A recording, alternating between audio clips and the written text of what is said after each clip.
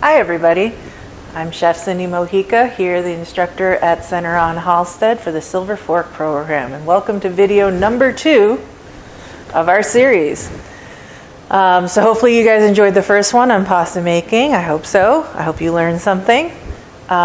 This time I'm going to be talking about food plating techniques. All right, so again, remember that these videos are kind of meant to be an advanced version of everything that you've already learned at Silver Fork, kind of lifting it up, taking it to the next level. Now, the reason I want to do a video on just plating is because plating is a very unique concept, okay? It's an art into itself. It's one of the few things that affects how we see and taste food. It influences everything, right? Outside of what it actually tastes like. So the way something shows up on your plate is going to affect the customer's view on that food. And remember that we eat with our eyes first. More than anything, we're going to see our food before we smell it, before we taste it.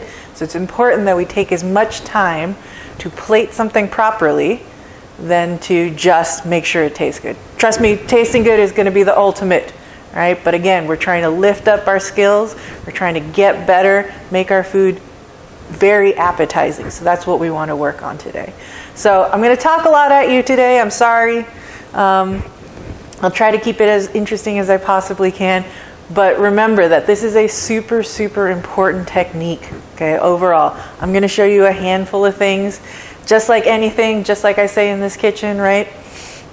There are 100 ways to do everything that I'm about to show you. I'm just trying to show you a few different things altogether, all right? So again, you can start playing on your own and lifting those skills up, all right? So first I want to show you some plates that I saw online, right? These are very easy Google searches that I did.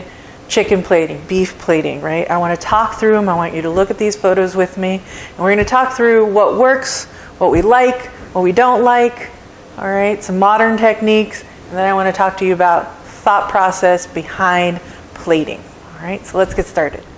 All right, so first things first, I want you to just look at this board real quick, just for a few seconds, and see what pops out at you. I want you to look at it and just see what colors, contrast, what you want to see more of, what you're attracted to. And we're going to talk about each individual one for a little bit. Just take a few seconds, check it out. Don't worry, I will zoom in on each one of these. Okay, so first I want to talk about this beef dish. All right. Again, take a second, look at it, tell me what you, or can't tell me, haha. But think about why you do or do not like this. Okay, and ideally, guys, when you watch this video, I would hope you comment in the comment section so we can have a discussion or you can ask questions. That's what these videos are for as well, okay? So, this is definitely a more modern plate up, okay? Notice the use of this negative space here, right? There's a little empty space, but that's okay. Like your eye is still being drawn right here, okay? Notice also it's not a white plate, but it also contrasts all the different colors, okay? I can tell that this is probably a very large plate. This piece of protein, right, this in case is beef. It looks really nice. It's brown. It's got good coloring on it. It's got a little bit of sauce pouring out, so it actually makes the piece of meat look a little bit bigger than it is. I like the use of these circles, right, this sauce, right? It helps play up this roundness as well. There's a lot of contrasting colors as here over here as well. That's what I'm trying to say. All right, some nice greens, some dots. All right, we've got some orange. I like this plate overall. If I was going to make it a little bit better, I feel like these green sections are a little bit dry looking. I'm not sure understanding what this orange is. I feel like there's something hiding underneath. You know, it's a good modern plate for sure. I really like it, but it's all right. It's not the best for sure. All right, so let's take a look at this one real quick. All right, lots of round. Don't hate it. This is also a beef dish.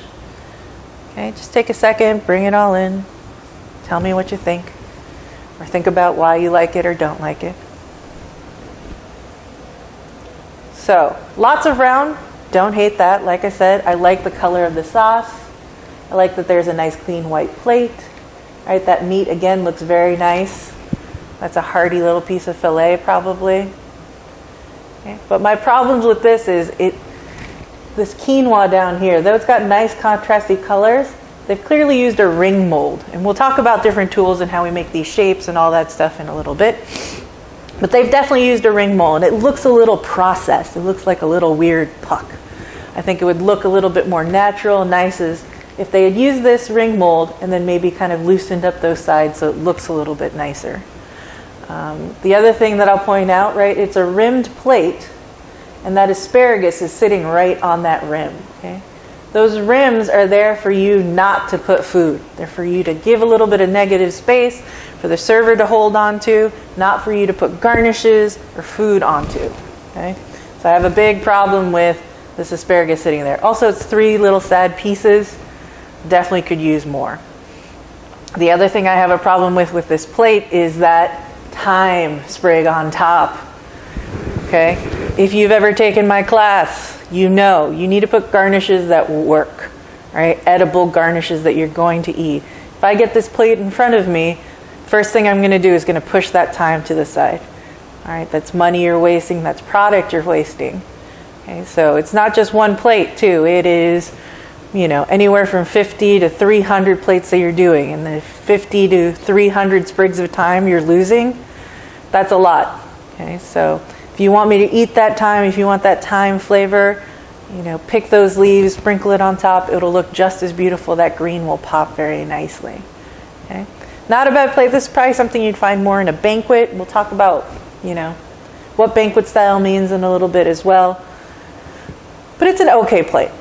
It's not the best I've ever seen. It's definitely not the worst. Okay, so this is a chicken thigh. Looks like a roasted chicken thigh on some roasted vegetables. So again, take a second. Think about what you like, what you don't like.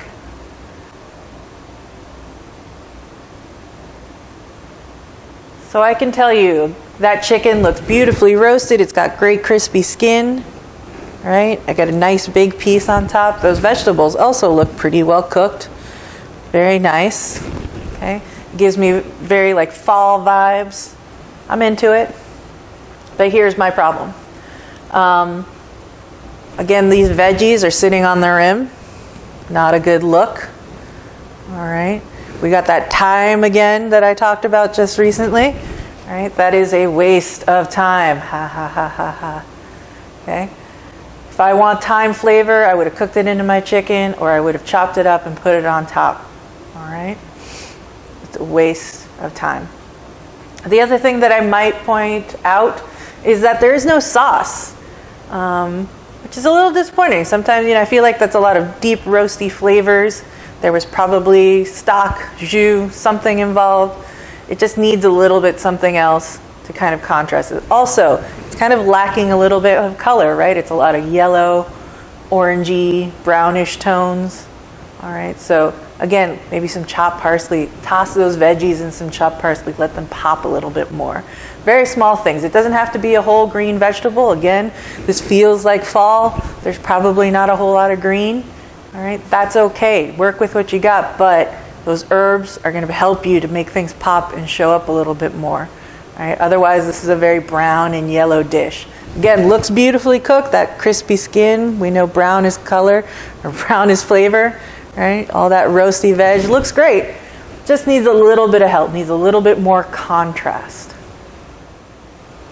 All right, next plate. Again, take a second. Take it in. So, we can see that this is a skin-on chicken breast. It's a dark plate. All right, we've definitely got our veg.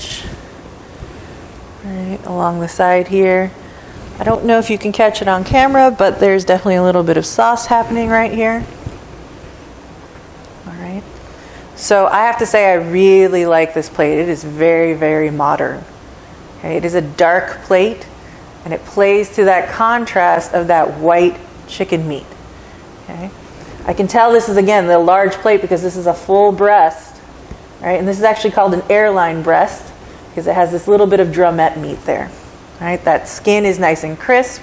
And then you've got this really beautiful crescent shape. It almost looks like it's kind of spooning or hugging this meat, right? There's a little bit of negative space in between so you can really like see that chicken pop. And you can see those greens really pop again against that dark, dark plate.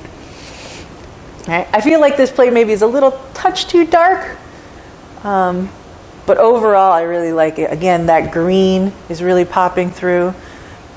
There isn't necessarily like a ton of different colors, but you don't miss it as much as maybe in that last chicken dish that we talked about. Right, but those greens are coming through. I can see there are nuts in there, right? So there's going to be texture contrast. This plate looks very exciting to me. If I got this at a restaurant, I'd be very happy. So again, just look at those spaces, the use of space, the use of color, not just through the food, but also through the plate choices. Okay, so I want you to consider this one. This one tends to be a polarizing kind of plate up. Everything we look at culturally through food is usually through the lens of European or French specifically. Okay? A lot of what we've seen, it's very like modern French. Right? This, however, this is a full roasted Peking duck. This is a Chinese plate up. This is very straight up traditional. In fact, it's a little bit interesting that they've used this wooden plank rather than a big plate, but this is very like banquet Chinese style. Okay? When you're thinking about plating, don't just subscribe yourself to these French, European classic ideas. Okay? Look outside of what you normally think about. Right? I find this very attractive. Okay? That duck is beautifully presented. It's super crisp. Right? I can see somebody is taking a lot of care to cut these vegetables very beautifully. Right? We've got a nice julienne. We've got bâtonnet there. All right? We've got our bamboo basket. We've got our sauce to the side. Okay? This presentation to me, again, is very exciting. It's very natural. It's very well curated, again, but very different from what we normally think of as far as plating or fine dining or anything like that. This 100% is fine dining for sure, but it's just a different vibe. It's just a different set of thought processes, okay? Nothing wrong with this. I think it's very beautiful, but again, just pay attention to who your audience is and what it is you're trying to convey. Okay, whole fish presentation. I'm going to jump into this one, guys. This is a rough one. Okay, so I have no problem with a whole fish presentation. I really love a whole grilled, roasted whole fish. Beautiful, right? I don't mind having a roasty face in front of me. What I do have a problem with is, oh my God, curly parsley, just sprigs. What am I supposed to do with that? All right, sliced lemon with, I can see the seeds still in there. Okay, if you want me to have lemon, put them in wedges. Have a nice bowl for me. Take those seeds out. Okay? To go the extra mile for me. If you spend time roasting a whole beautiful fish and you want me to have lemon, put in the extra effort to make wedges so that I can squeeze it on top. The other thing, what is this, lettuce? Lettuce? What am I supposed to do with this? There's so much waste on this plate, it drives me bananas. Okay? No one's going to sit there and eat that parsley.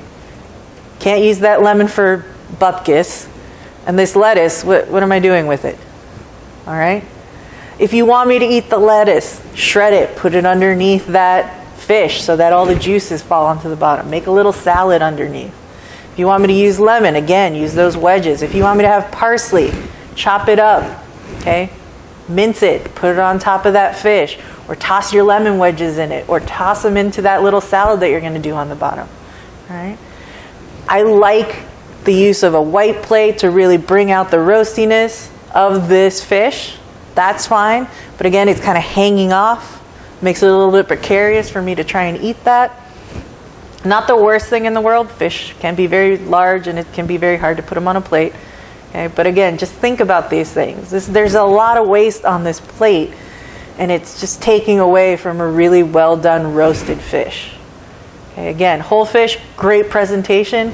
This presentation is severely lacking. Okay, think about everything that's going to go on your plate, and nothing should go to waste on it. Okay, so last one for our photos here. Take a second and just take it in, because there's a lot happening on this plate. I personally find this plate, again, very attractive. It's really unusual that I like a very dark plate like this, but notice how the colors really contrast. They pop out at you because of that dark plate. I feel like they might have gotten washed out or left out if it had been on anything else, or even just a white plate. Right, there's very natural texture happening here with the grains underneath. I think it might be quinoa, not 100% sure. Okay, you have these beautiful bites of crudo or raw salmon that are there. Okay, that's again popping out against all the other colors. You've got these little dollops. You've got beautiful edible flowers. Right, somebody has taken time to put flowers on top of each piece of salmon, creating a bite, meaning you need to take that little bit of edible flour along with that salmon. All right, and again, we'll talk about a little bit more in a little bit. All right, lots of herbs, a little bit of contrast. I think this is a beautiful plate. Again, I would be very excited. This is kind of more of an appetizer plate. All right, my only critique of this is that odd numbers tend to be more aesthetically pleasing. So if you had taken away one more piece, right, that kind of gives it a little bit more satisfaction to the eye, all right, versus that fourth piece. All right, odd numbers are your friend. That'd be my only critique of this plate. Otherwise, I think it is very modern, very cool, really well done. But again, tell me in the comments or email me. Tell me what you think. I always love to hear everybody's opinion. All right, so now I want to talk about some tools that we're going to use, along with plates and how to choose them and how to think about them. So I want to start with some items, all right, that you often use for plating up. Okay? Now I'm sure most of you know what this one is. This is a pastry brush. We use that in our pasta video as well. But this is a great way to put on sauces onto your plate. Okay? Again, go to the hardware store, buy yourself a nice pastry brush. It's great. Okay? This is, again, painting on, all right, even brushing on some sauce onto your proteins to make them shine a little bit more. Pastry brush is super, super useful. Okay. Next we have squeeze bottles. Okay, we've definitely used these in class. All right, this one has olive oil in it. All right, but they come in different sizes and shape. I have this teeny tiny one that I'm going to use with this parsley fluid gel that I've made for plating later on.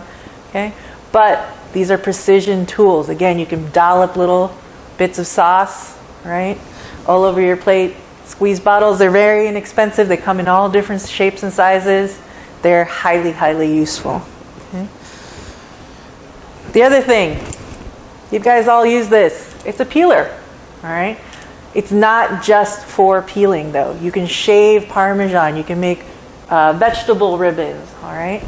A good peeler, right, a nice sharp peeler is going to be great for plating up stuff, okay? So I always recommend spend $3 or $4 on a really good peeler. Keep track of it. It is great. Okay? The other thing that's great for plating, Microplane. Okay? Microplane is super useful. Okay? There are other kinds of shavers or peelers or things like that.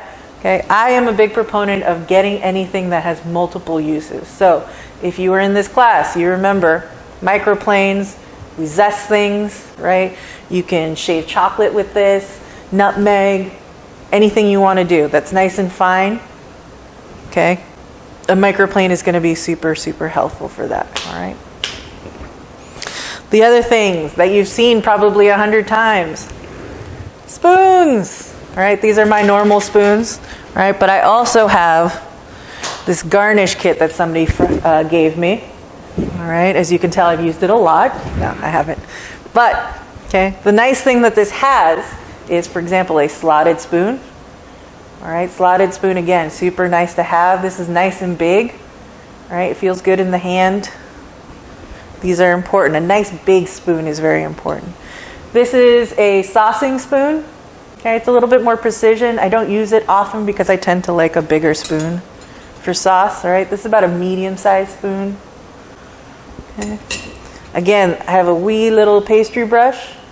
This is teeny tiny. It's actually fairly useful for some more precise things. And speaking of precision, tweezers. Okay, tweezers are super helpful for when you're trying to put on edible flowers or anything very delicate that you're trying to precisely put on a plate. So tweezers, again, all different shapes and sizes. I've got these angled ones. I have these little angled ones. All right, again, for very delicate precision placing, super helpful. All right, I've got some bigger tongs or tweezers. Right? Some places, fine dining will call these tongs. Okay? So this is what you would use over the big honkin' ones that we have here, but that's okay. All right? The other thing that you've probably seen, okay, is a small offset metal spatula. Right? Sometimes it's called a palette knife. Again, this is really nice for smoothing on sauces on the bottom of your plate, things like that. These are great. These are probably somewhere around $3 to $5 each. Okay, I recommend you get a couple. I always have one in my spoon vein.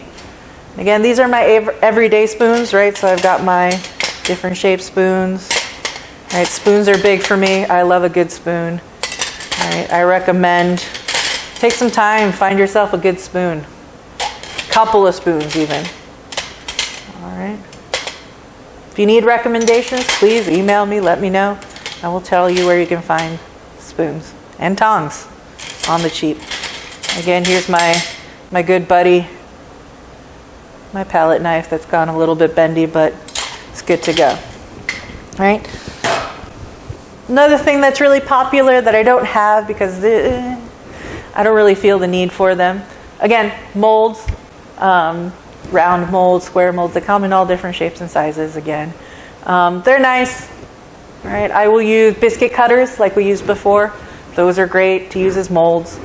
But, you know, if you're really into molds, you can definitely buy yourself some. Get some really cool shapes to make. The other thing is that there's something called plate wedges. They're basically little plastic wedges that have different cutout shapes at the edge, and then you drag across your plate like to push a sauce around, and it gives you like ridges and curlies and shapes like that. They're good. I just never use them. I very rarely come across them, but I would definitely look up plating wedges if you're interested in looking at those. If you're trying to do a lot of fancy plates very quickly, it might be a good investment for you, but go ahead and check those out. Again, I am not a big proponent of them. They're very single use, but that's okay. All right. All right, so before you want to plate your plate, all right, there's a few things to consider. One is obviously plates, but before you even get to plates, all right, consider what it is that you are plating. All right, are you making a big steak dinner? Are you doing a delicate appetizer? Are you doing a side dish? All right, so these are things to consider before you even get to the plate. Portions are going to be huge as well, right? How big is everything that you're going to make? All right. So, again, your plates are your empty canvas. All right, so it's important that you choose the correct plate. All right. Not only whatever looks aesthetically pleasing to you, all right, but the right size. Again, think about if you're doing that big steak dinner. Are you doing an appetizer, right? You don't want anything to look too big or too small on a plate. All right. So, square plates, very contemporary. Okay. This one has a bit of a rim. Okay. This is nice because you can use circle things on here, and that actually helps create a contrasting shape as well. All right. A bowl. All right. This is a rimless bowl. All right. If something is very saucy, this is very nice to use. Again, all right. It's got some depth. All right. Not just for soup. Bowls are not just for soup, guys. All right, bowls can be very nice. They can give you a little bit of contrast as well. Now, if you've noticed, I only have white plates, okay? It is very chic and very contemporary to have a different colored plate. Natural tones is very good, again, for contrast. Stone, wood, these are all great things as well. Okay, but don't have it deter from your food. Just want to say that before we get too far. All right, this is another bowl. All right, this is kind of a very old school kind of whatever bowl, right? Shallow bowl. All right, again for something saucy, but since this is smaller than our big bowl here, all right, this might be good for an appetizer.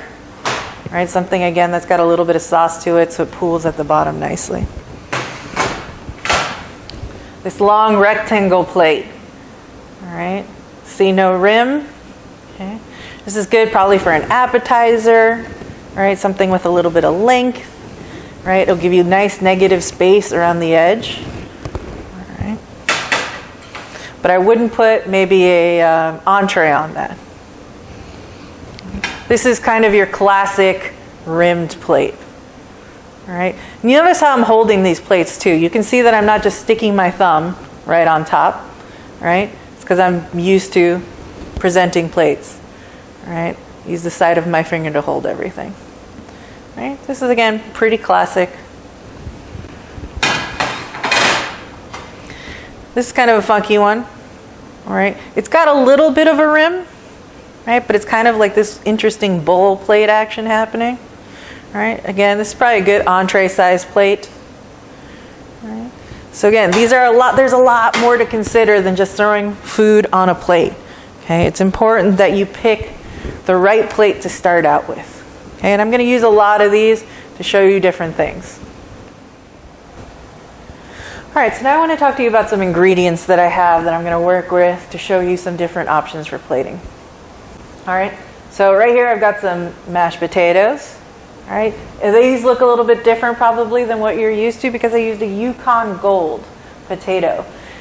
Nice and gold, it'll come out on the plate very nicely, especially when you're using a white plate. Again, contrasting color, right? Making things pop is going to be key here. All right, I've also got some farro. All right, I've got brunoise carrots, celery, some parsley in here, a little bit of olive oil. Okay, farro is a type of spelt. It's kind of like a really hearty rice. It's got a lot of like texture. It's got a little bit of nuttiness to it. Right? Don't focus too much on these recipes or ingredients or anything like that. Again, I'm just trying to show you some different things today that we're going to play with. Yeah. I've got some beet puree here. So I roasted some beets, pureed them with a little bit of honey, and a little bit of vinegar, and a little bit of water. And I've got this really bright, really pretty beet puree that I'm going to play with as well. Okay, I've got just some green beans blanched. All right. I've got some Gremolata. Okay, basically it's just toasty, olive oily breadcrumb with some parsley. Traditionally there's a little bit of lemon zest, maybe some garlic in here. Okay, it gives a little bit of texture and a nice finish to things. I have got chopped parsley. All right. I've got whole leaf parsley here. This is a parsley fluid gel. A little bit of molecular gastronomy. You're going to see how this plays on the plate. Okay, again, don't worry too much about these actual ingredients or things. This is more just so you can see them on the plate and really play with them. And the final thing that I'm going to show you is something called Malden Salt. All right, Malden. All right, this is what we call a finishing salt. All right, and it may be a little bit hard to see, but there are these big flaky crystals of salt. All right, they're not heavy. They definitely like melt in your mouth. Okay, but the thing about this is, again, it is a finishing salt. We don't cook with this salt. We definitely sprinkle it on top of something to finish it. And what it does is, the best description I've ever heard is that it makes things sparkle a little bit. Remember that salt is a flavor enhancer. Okay, so it doesn't make things salty per se, but it just gives a little bit of extra punch right at the end. Okay, so Malden comes in these boxes. It's great. It's a little bit pricey, okay? But if you're just using it to finish, especially for steaks or things like that, this is your jam right here, okay? Totally, totally worth it. Oh yeah, before I forget, we've got some beef here to play with as well, right? It's all one cut. I just cut them, seared them nicely. Okay, and we're going to show you, again, I'm going to show you a couple different ways to plate stuff up. All right, so before we even start doing a major plate up, I just want to show you some fun things you can do with just even mashed potatoes, okay? So there's, your straight up, moosh. That's fine, nothing wrong with that. Okay. You make your potatoes a little bit thinner, or when they're nice and warm, what you can do is do a nice spread across. All right? Don't be afraid to use your finger. All right? Now you have a much longer, wider way to put your meat or anything like that. All right? Again, bring that back here. All right? You can use a ring mold, all right, to make any shape you want, if you'd like that.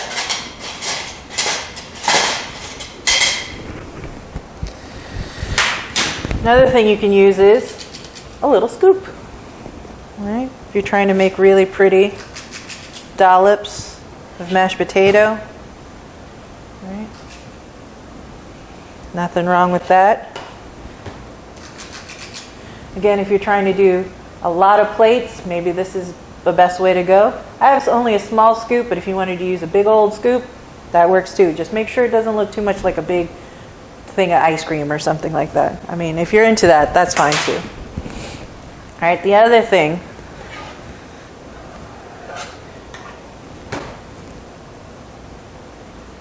is something called a quenelle. Now that's a pretty rough one, but it's this oval shape, and you'll probably see it in a lot of fine dining plating, right? It's a 1 spoon quenelle.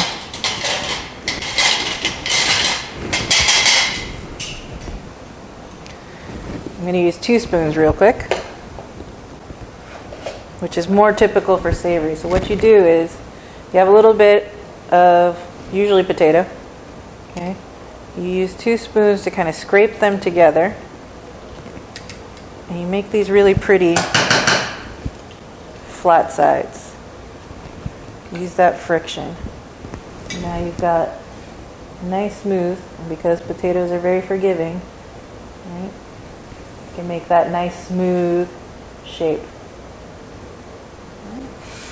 So again, even just potatoes, look at all, I mean, this is barely scratching the surface here, but you can definitely get some interesting shapes out of it, all right? So again, so many things to consider. I'm going to try not to go crazy, get caught up in how many different ways you can do everything. I just, again, want to show you just a few different things. Start thinking about how you want to plate your food.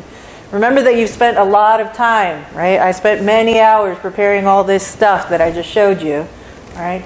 So make sure you put effort into plating as much as you do in making everything taste good. Okay, so the first thing I want to talk about is appetizer. Okay, so I've got 2 plates here. I'm going to start with this big rectangle plate, and I've also got this round small plate here. Okay, so I took some of the steak and I sliced it. All right. Now, because this is a long rectangle plate, right, I want to use this space. Okay, so I'm going to take my faro. All right, and the thing I like about this is, again, these grains.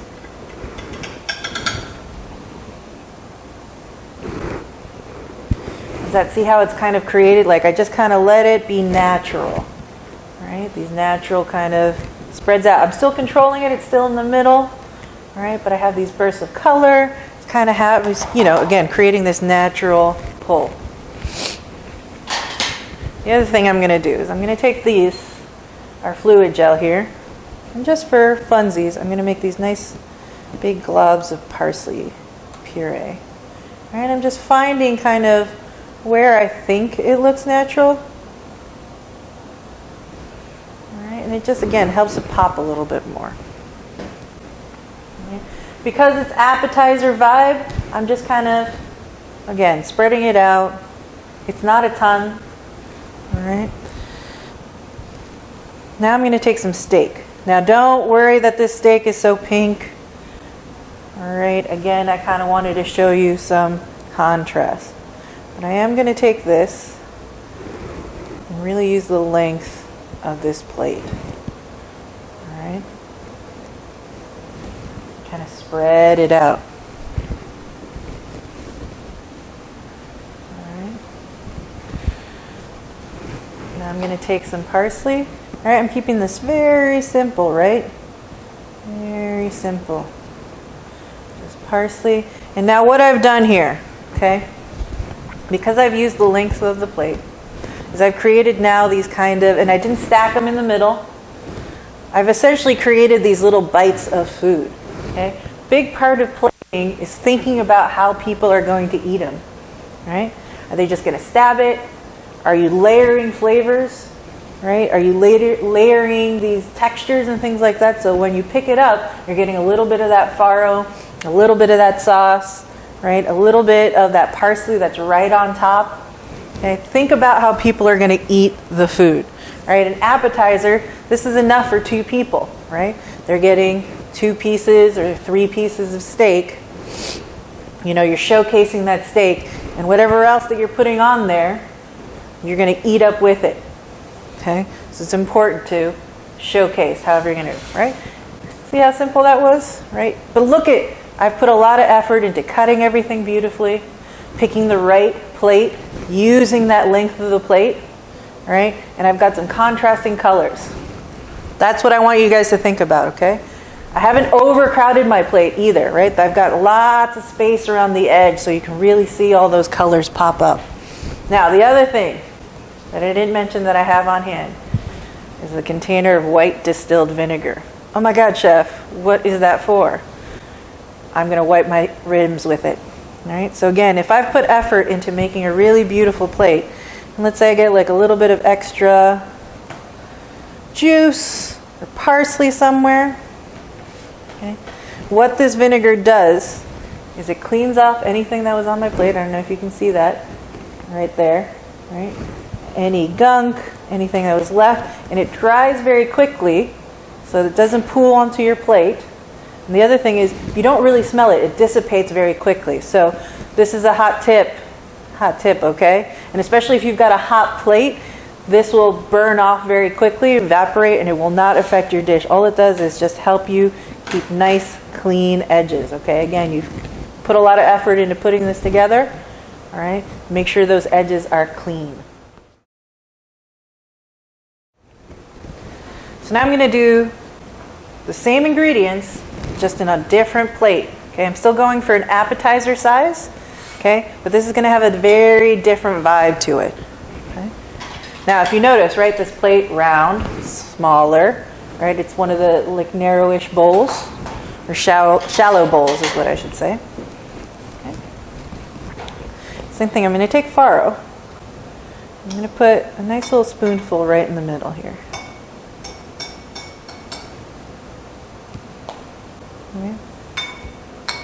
Now what I'm doing is, because this is a shallow plate but in short, I'm going to go for height.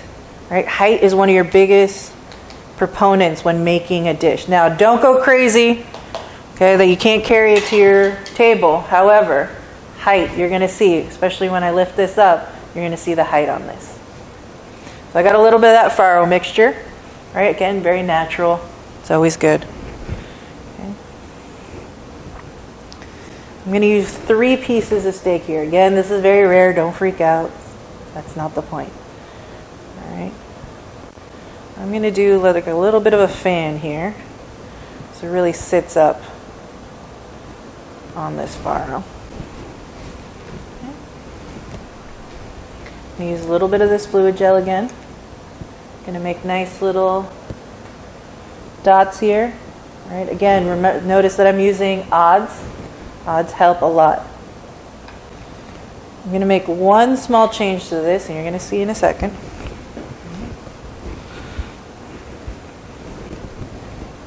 And then again, that parsley right on top. Okay. Different vibe. The only thing I'm going to change here, or add to this, is I'm going to use a little bit of Braising Liquid. All right, because I have this beautiful bowl here, a little bit of juice is going to help things. All right. Not only to glaze my meat a little bit, right? Now look how shiny that's going to be. Right?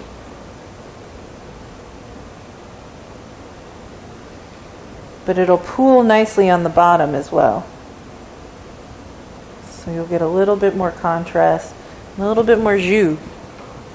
Okay? Sauces are your best friend when you're dealing with plating. Okay? Again, I'm just going to go through. All right, not only clean the rim, but you see I have a little parsley guy there. Get rid of that. A little parsley guy there. All right, if you feel like there's a little too much vinegar, just go back with the dry side. There you go. All right, so we're going to look at this. And now you can see the height on it, right? It's got a little bit of height. It's coming off the top of our dish here, right? So another important thing I want you to think about as you plate, right? We're staring down at things a lot. It's important, and I've done this, and I've seen chefs do this. Whenever they create something that they're pretty happy with plating-wise, what they'll do is they'll go sit in their dining room, okay, meaning the dining room of the restaurant, and put it in front of them and see how it looks out in the restaurant, right? Because the way we look at it, again, we're looking down at a totally different look from what the customer is going to see. So go sit somewhere, go sit in the banquet hall, the restaurant, wherever you're going to be plating stuff, and make sure it looks good from the customer's angle as well. Okay? But that height is super eye appealing, right? It's not super tall, it's not up here, right? But it's coming up enough that it's very attractive to look at.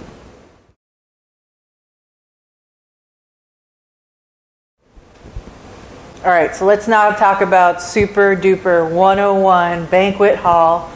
Everybody's seen this plate up. Okay. So I've got a square plate because that's really edgy, right? I don't know. I feel like square plates got very popular. It is what it is. I'm going to take a nice dollop of mashed potato.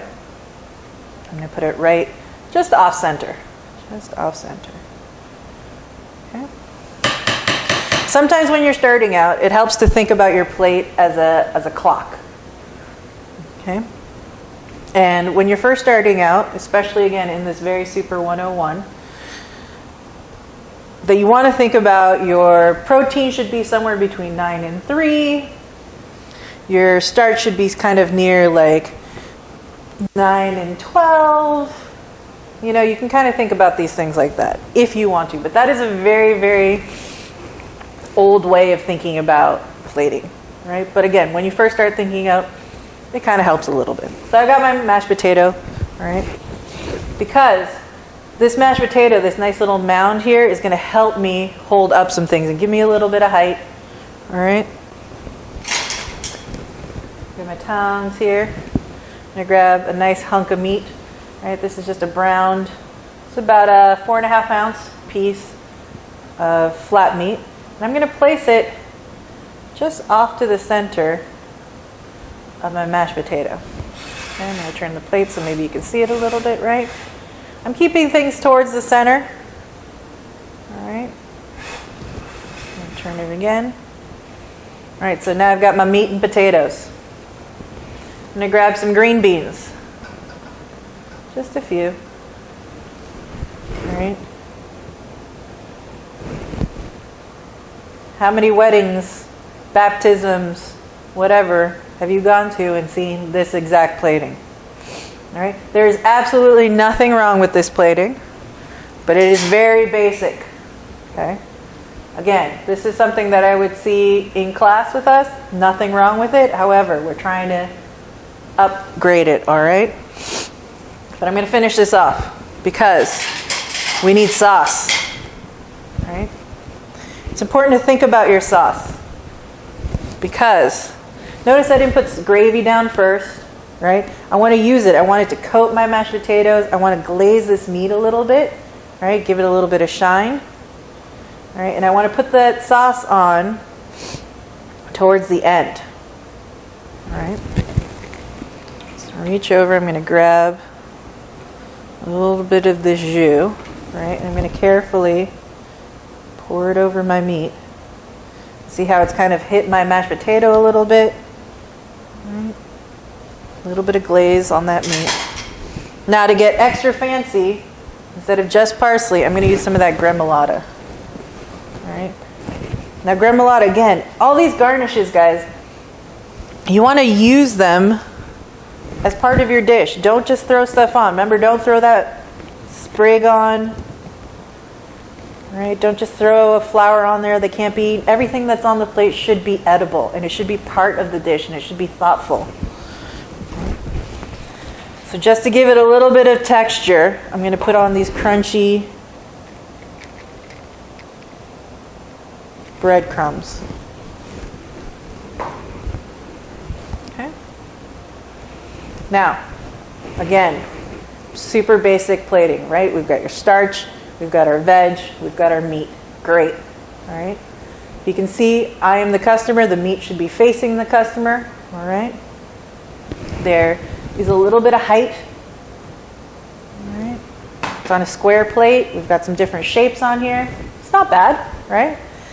If I had to make 300 plates in a night, this is what I would do, okay? Nothing wrong with that. But again, we're going to take these same ingredients and we're going to plate them a little bit differently and play with it so you can see some different things.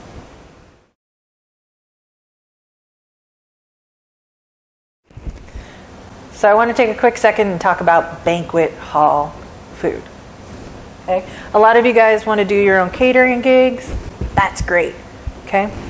If you are in a position where you have to make the same 300 meals, all right? What I just showed you, that steak, meat, potato vibe, that's exactly what you want to do. Make it easy on yourself.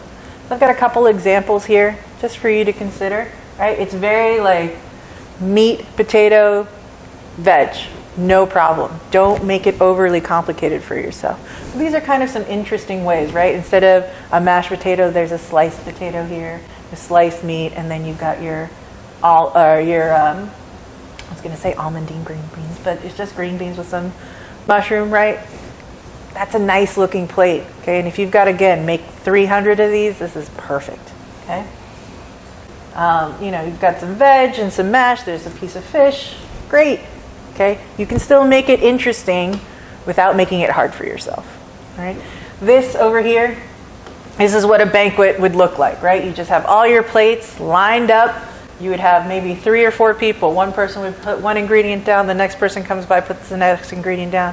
Next. Make it easy for yourself. But again, you can still make it visually appealing, right? You don't have to go super, super basic. Okay, so I just want you to think about that and consider, right?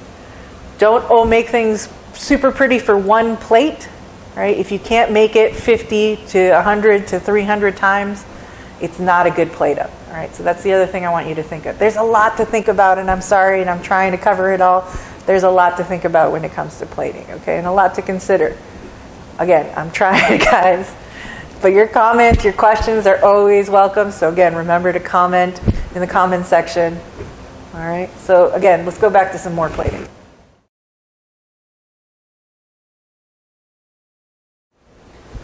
All right, so now I'm going to take the same ingredients, except I'm going to do it in this kind of rimless, deeper bowl.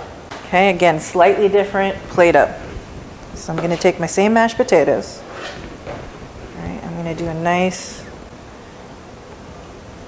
kind of patty, kind of dollop. Right in the middle there. Okay. I'm going to take a big old hunk of meat that you just saw me use.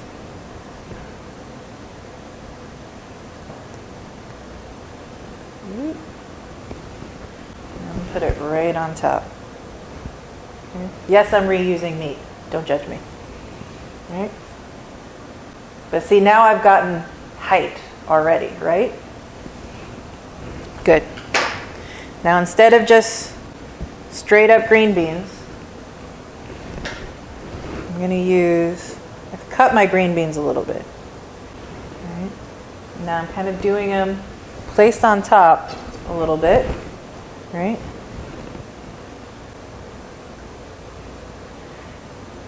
So it's kind of cascading off.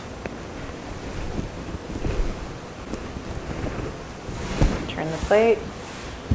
Maybe you can see it a little bit. Get some of these breadcrumbs off. All right.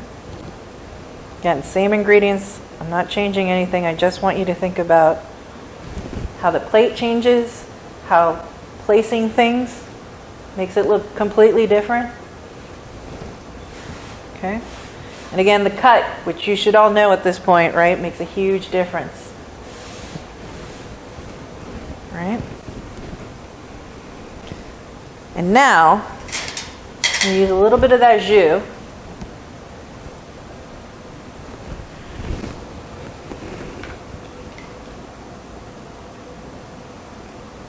I'm going to go right on top of my meat. Right. Glaze that meat, and now I've got this beautiful pool of jus that's forming at the bottom, right? You can really see it.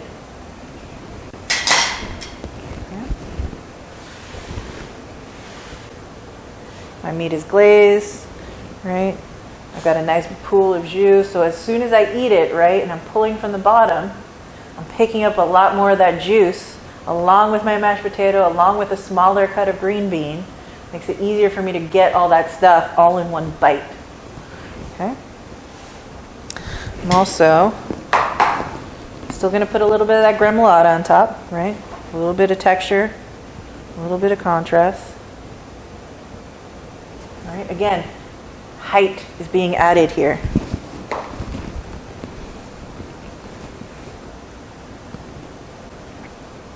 Okay. And I'll even use a little bit of this Malden salt here. Now the Malden, right, again, you might not see it super well here. Oh, that is a nice big shard. Okay.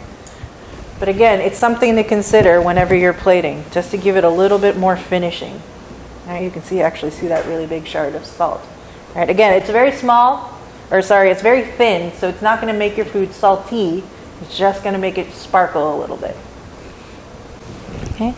Again, I'm going to get my towel here. Just clean up these edges here. All right. Hopefully it looks pretty different. All right. It looks a little bit more elegant than maybe what we just did. A little bit different. Okay.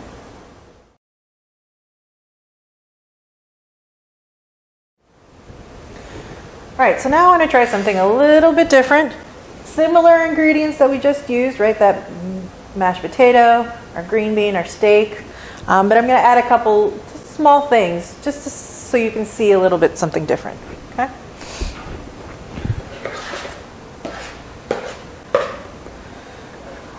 So I'm going to take my mashed potato. All right, a good sized glob, just like I did before. Except this time I'm going to take my palette knife and just kind of spread it out a little bit. I still kind of want a natural look to it, right? I don't need to have a perfect rectangle myself. If I wanted to, I probably could. That's very like fine dining-y, right? I just want to spread it out.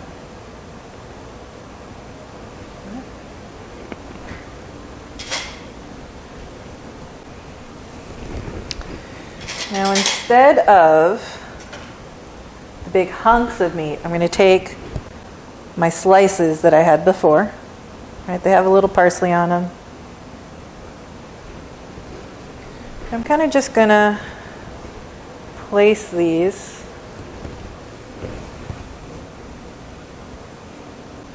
all right, I'm going to use more slices than I used before as well.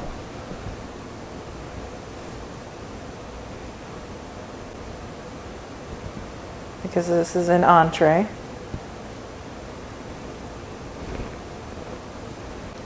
And I'm kind of just loosely putting them on there. Still trying to show that mashed potato through. All right, still have enough meat on there for an entree.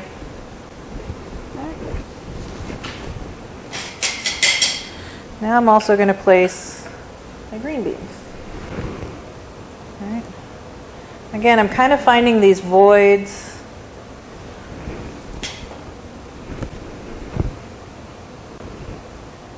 See, I'm kind of crossing things.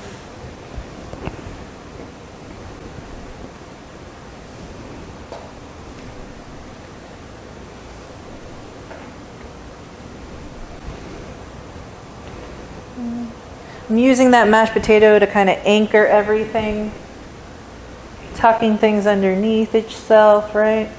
That's why these tweezers are nice. It's a little bit more delicate work. I kind of like these tips with that little flourish on there, right? I can lean that up against there.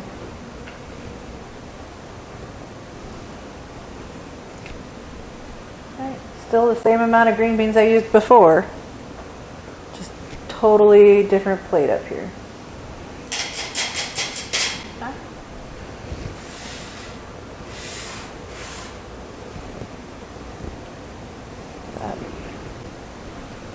So I think this time I'm going to take my peeler.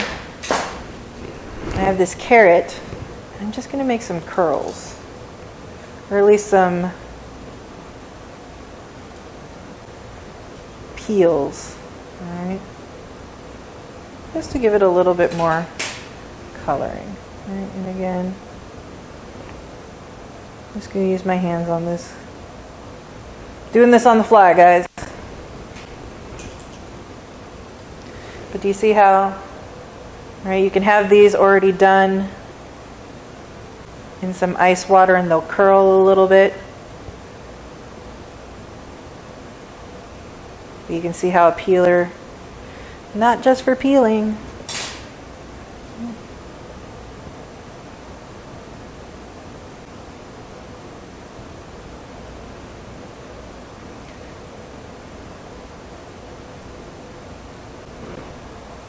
Just to make it pop a little bit more.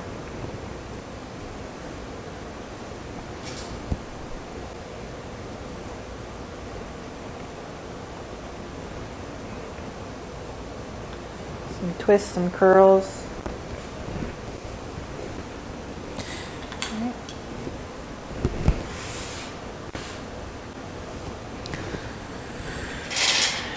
Now I'm going to take a little bit of jus. Okay, and I'm actually going to go a little bit lighter, I think, because I'm going to carefully just put a little bit on each piece of meat,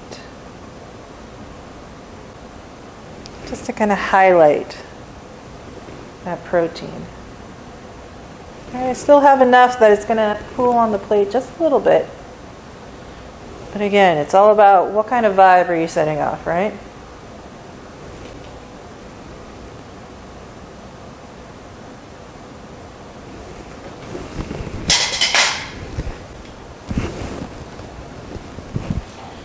Now I'm going to, again, just a little bit of Gremolata just on the meat. Just on the meat. Right? Now think about how this is going to eat, right? Now I don't have to cut when I'm eating. Right? My pieces are already sliced. Right? So when I go in with my fork, I'm going to go in and I'm going to pick up that mashed potato, that green bean, that carrot, and that jus, and then that Gremolata, all in one beautiful bite.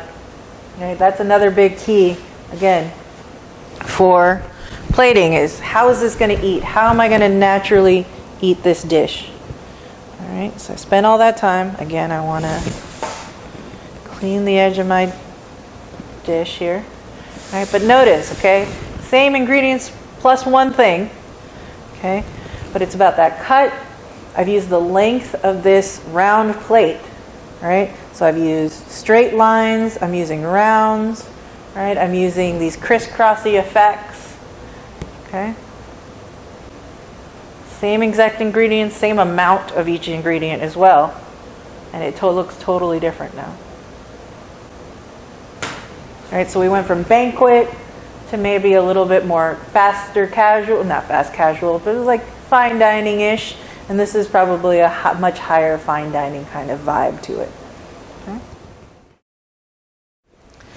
So I want to do one more wild and out kind of plating for you, because there's two things I haven't used. One, it's my pastry brush, and two, it's my beet puree, right? So these flavors might not make sense, but I just want you to see some color and some contrast. Before that, though, I want to show you how this beet puree, all right, in particular, can kind of do some fun things. All right, purees in general are really fun. All right, so there's the classic dollop and then swoosh. All right, it's really literally you put some down, and then you use the back of your spoon to make your little swoosh. All right, so that's always a fun one. All right. There's the dollop and the pull. All right, so literally again, just put a little bit down, use the side of your spoon, and pull towards one direction. Right, kind of makes this cool teardrop shape. Right, does whatever it wants to do. The other thing, right, is again our pastry brush. I'm going to just dip this in here. And if your puree is really flavorful, right, or you just highlighting, maybe there's roasted beet or whatever your puree is made out of, right? This is just another way to showcase it. But you literally just take a nice glob of it and you just paint it. Paint it right on there. All right, and then you'll put stuff on top and maybe it just showcases through the edges. All right, crisscross, just use it like a paintbrush. All right, so I want you to think about that. Purees are great for all this fun stuff. All right, so it's not, again, these flavors aren't necessarily meant to make sense together, but I just want you to see some really like crazy colors, all right? So I'm actually going to take my beet puree, and I'm going to do a nice dollop there. All right?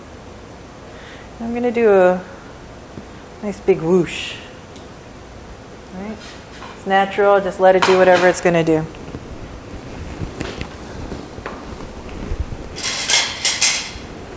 Take another spoon here. I'm going to take my farro, my nice Brunoise veggies, and maybe I just want to follow this, right? Maybe I want to be in that right in that negative space.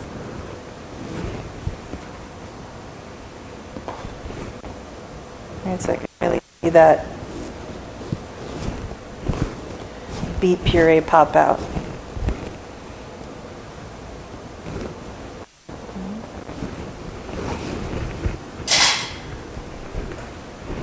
Looks kind of fun so far.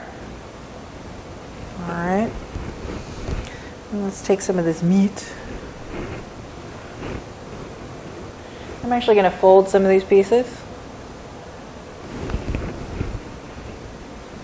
Again, give myself some texture here.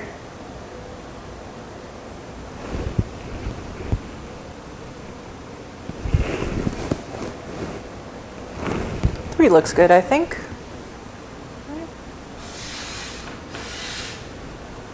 Look at that. I'm going to take my fluid gel again.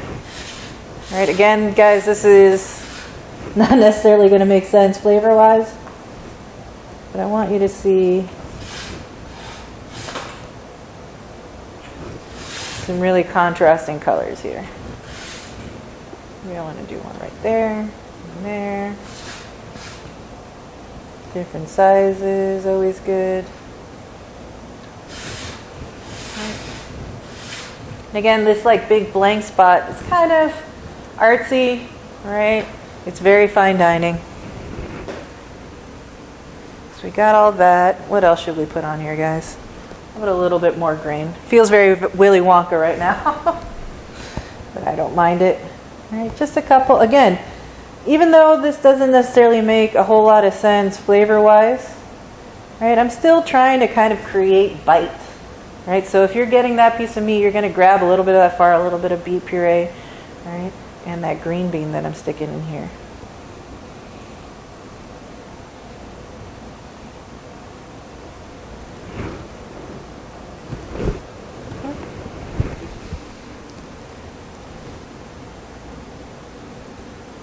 maybe even more green. I'm going to take some of these parsley leaves. All right, I won't put these on whole like this. What I like to do is I actually like to just tear them by hand, and it gives me kind of more of a natural look to them. And gives me bigger pieces of parsley, right, which is fine. Just gives me a little bit more chunky, more rustico kind of vibe. All right, and then let's do a little bit of that fancy Malden salt to finish. All right, again, this is going to be more for my meat than anything else. Got nice big flaky crunchy salt. All right. Some big, bold, crazy colors there for you. Again, not sure how much it makes sense flavor-wise. Might be delicious, though. I'll see.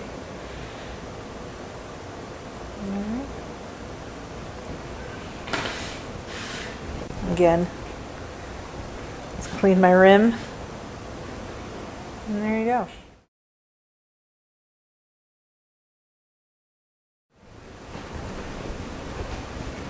All right, guys, so I hope you enjoyed our second video from Silver Fork about advanced plating. So hopefully I've given you guys some ideas about how to lift your plating game. If you have any questions, again, feel free to email me at silverfork@centeronhalstead.org, or just in the comments below or above. Any questions you might have about plating, how to look up things, any of the recipes I used today, you're welcome to ask, all right?